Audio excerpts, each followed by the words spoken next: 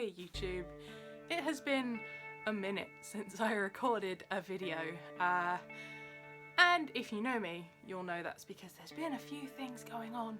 I've tried to make this exact video about 10 times, and I've either ended up crying, giving up, or just watching the footage back and just deleting it all and not doing anything with it. So I'm going to try again. I owned for 6 years a comic book shop here in Essex in the UK called Dark Side Comics. It was my proudest achievement, my biggest achievement, probably the only thing I'll ever achieve, and I loved it with every part of my being. That shop was my whole heart. I think anybody who's been there would agree that you could feel that, and I endeavoured to make it somewhere that was very inclusive and very friendly and very comfortable for absolutely everybody, as well as all the normal stuff that comes with a comic shop, like good comics. I wanted it to be something more, and I think it succeeded. It bred what I've affectionately dubbed the Dark Side Comics family, which is the most amazing community I think that has probably ever existed. That is still going. But last September, October, I had to close. And it might sound silly, but it broke my heart completely. I still am very much not over it. I don't know if I will ever be over it, but at the start of the year, this year, it was a very crushing weight on me all the time, constantly upset or angry or whatever. Now I am trying to move on and do other things, which is kind of working-ish, as much as it can in this weird time that we're living in. It's not a daily pressure on my shoulders. I dream about the shop most nights, actually, if not every night, then every other night, which kind of makes it hard to move on, but I think it's going to be a while. It's essentially a mourning period, which again might sound totally silly to some people, but that shop really was all of me, and to lose it has broken me more than I ever thought possible. But today we're going to talk a little bit about why I had to close. It was a decision that I had to make very quickly in a very short space of time, and it was the hardest decision I've ever had to make. It was the hardest thing I've ever done. I question myself daily on whether it was the right thing to do, even though it was the only option I had. Now, I just want to say straight off the bat, this does not necessarily reflect the experience of any other comic shops or comic shop owners, or how they choose to open, if they need to close, whatever. This is also obviously pre-lockdown, to bear that in mind as well. But there was a couple of contributing factors as to why I closed. The first one is probably the most boring, so I'm just going to whiz through this really quick. And essentially, my building that I was in, I rented, along with everybody else down that street, from a big company. I'm not going to say who, but if you ever came in the shop, or if you can maybe put two and two together, you might figure out who it is. But they owned our strip of buildings, and then at the start of 2019, they sold us all off to another company. And the other company was owned by a very powerful family who really care about money. And when they did that, when they sold us off, they did not, great work guys, they did not put any protection in place for their current tenants, including me. So usually when that sort of thing would happen, there would be some element of protection in terms of our contracts stay the same. Generally stuff to protect us from the massive changes caused by new owners, basically. But they didn't do that. We got taken over at the start of 2019. We did not hear a peep from this new company until they started basically trying to enforce some new rules. One of the things that this new company wanted to bring in was to take away our car park spaces. So each tenant had one space out the back for their car to park in while they were at work running said shop for the day. And the new company wanted to take those away and sell them off privately. Thanks. They also spoke about doubling our rent, which is wild. We're not talking like a 1%, 2% increase. We are talking literally doubled. Mad. As much as I loved my shop, the building that it was in was not worth twice what I was already paying.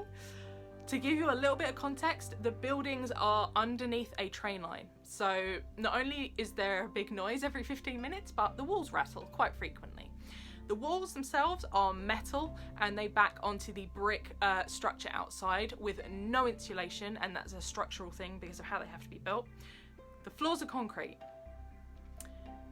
They get a little bit damp from time to time. They get a little bit drippy from time to time, again, because it's just train tracks, bricks, metal inside.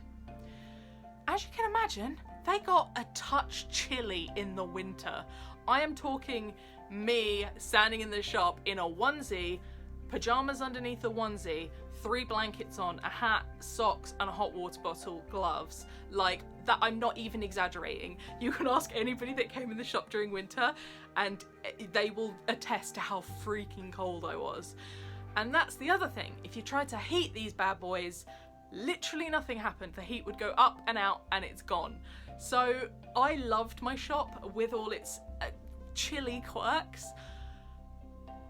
but it wasn't perfect. Oh, I forgot to mention, the windows also rattled and often fell out. The doubling rent, of course, being the most major contributing factor.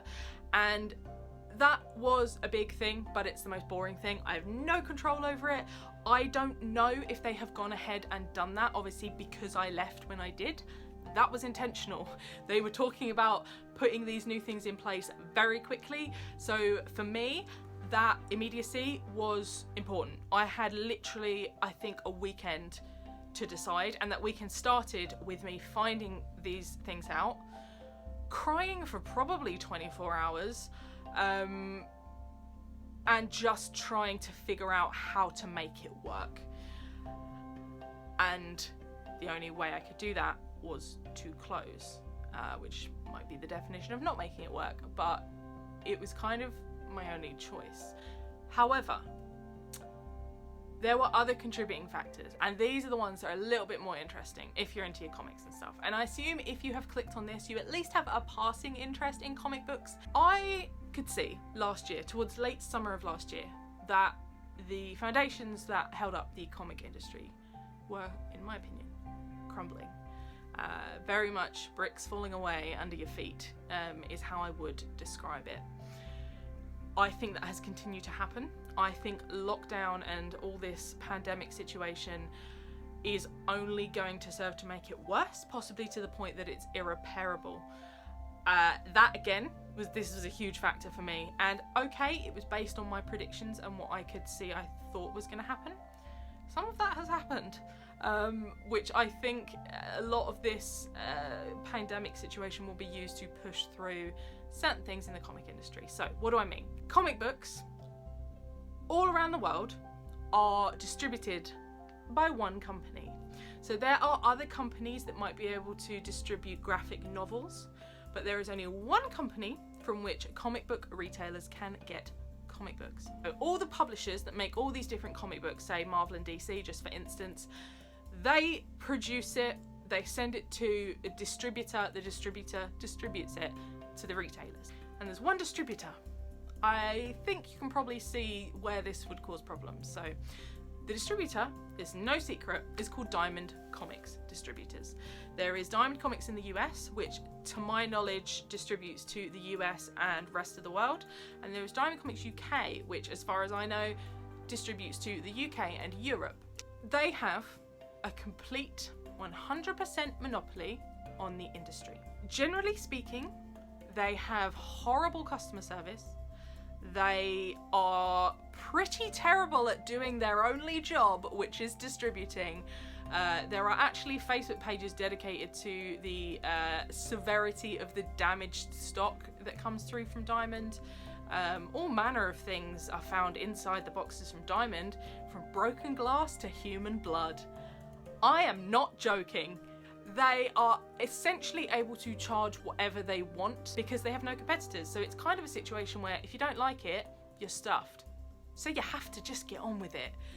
That in itself is a world of problems, which has been going on for a long time, much longer than I've even been alive. Have Diamond Comics been the bad guys of the comic industry? However, the next part of this that I saw crumbling away which might be very UK specific, but I'm not sure. Brexit happened, and before Brexit happened, Diamond, who I mentioned just now, they put their prices up. So they're the prices that we buy in for, which we then mark up a little bit so we don't sink and die. And one of the most common and infuriating things I see talked about online is people going, well, comic books are too expensive. This is this shop's fault or this shop's fault. Folks, it has nothing to do with the shops. We are marking those comic books up based on what they already say on them. So comic books and graphic novels come printed with a dollar price on them. We have to then convert that. Bearing in mind that dollar price does not include tax. It does not include anything else that Diamond UK have put on top of it, like import fees, any of that stuff. We have to take all that into account. And I promise you, there is not a single comic shop out there that is selling you new issues and screwing you over to make a profit. I promise you that shop does not exist. People that own comic shops do it because they love comic books. We only mark comic books up and graphic novels up to survive. And I promise you, it's not by much. You'd be horrified if you saw how much supermarkets marked up any of their items versus what we do just to survive. Or did, in my case. That's sad. After Brexit got announced, before it actually happened, Diamond upped their prices once, which was a little bit painful, but, you know, we could deal with it. Then a few months later, they put it up again. Twice in the space of 6 months did Diamond Comics UK raise their prices, to the point that it was almost pound to dollar equal.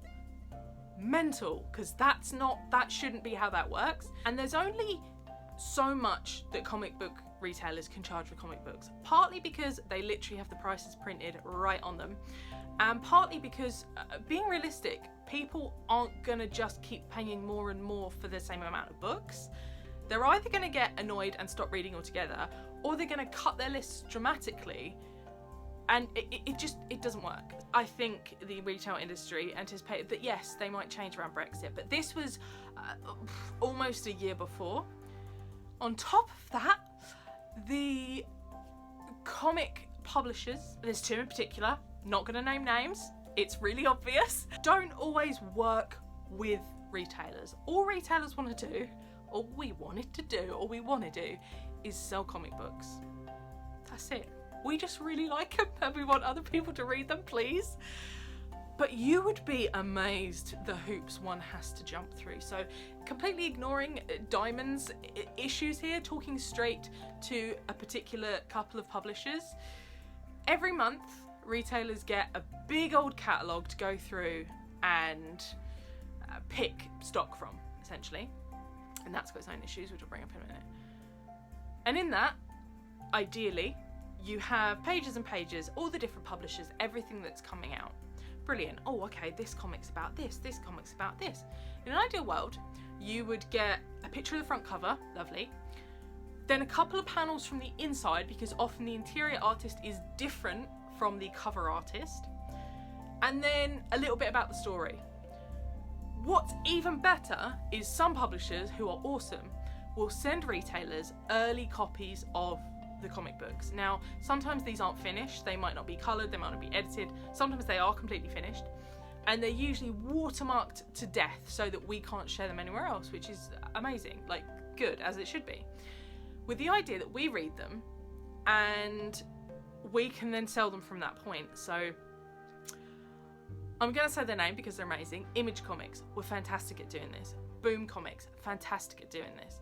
They would send me a preview, I would read it, and because I read it and knew what it was about, I would go, oh, I've got a list of 15 customers who will love this. I'm going to message them now and tell them about it.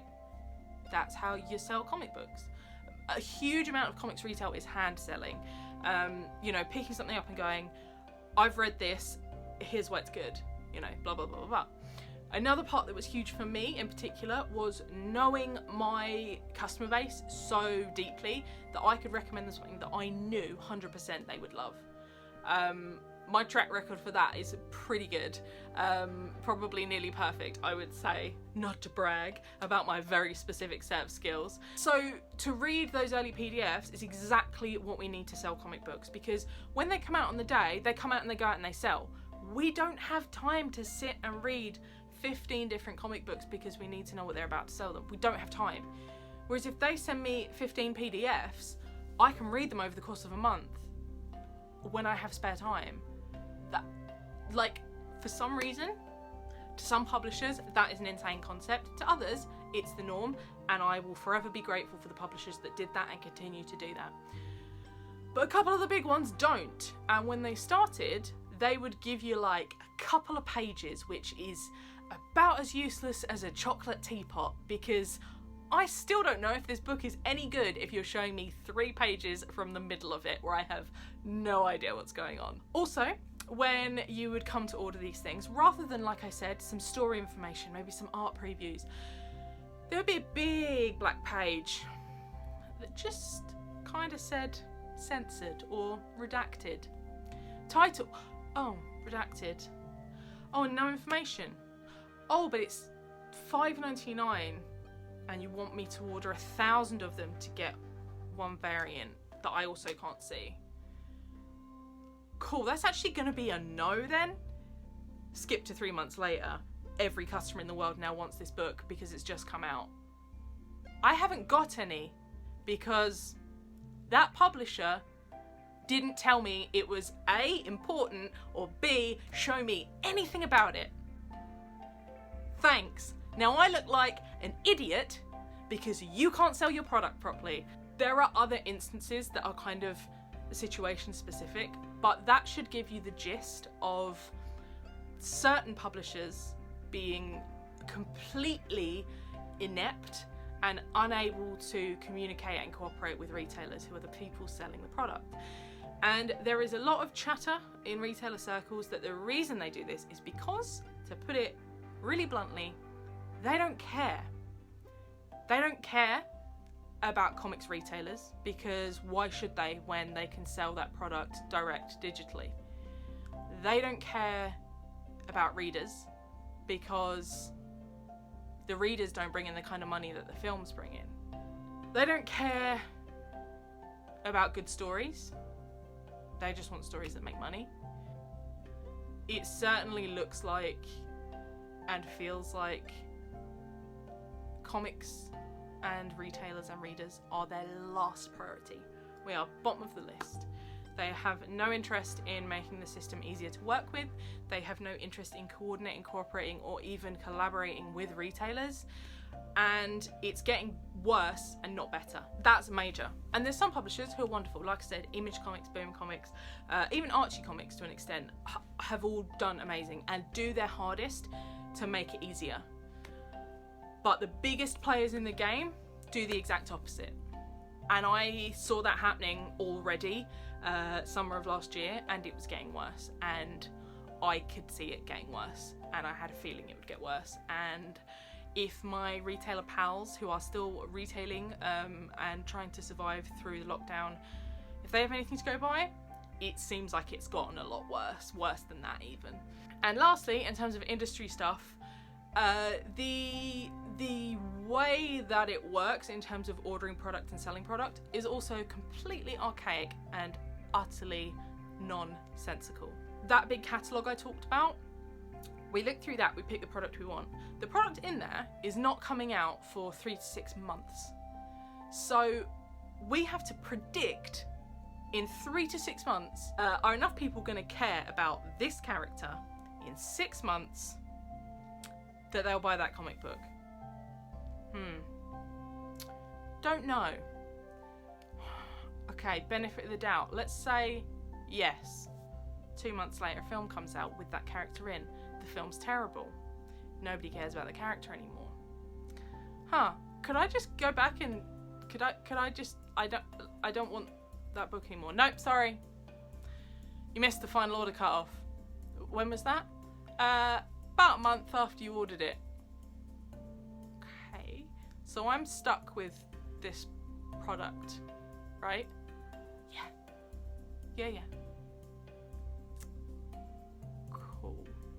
There is no sale or return in comics. If you don't sell the product, you're lumped with it.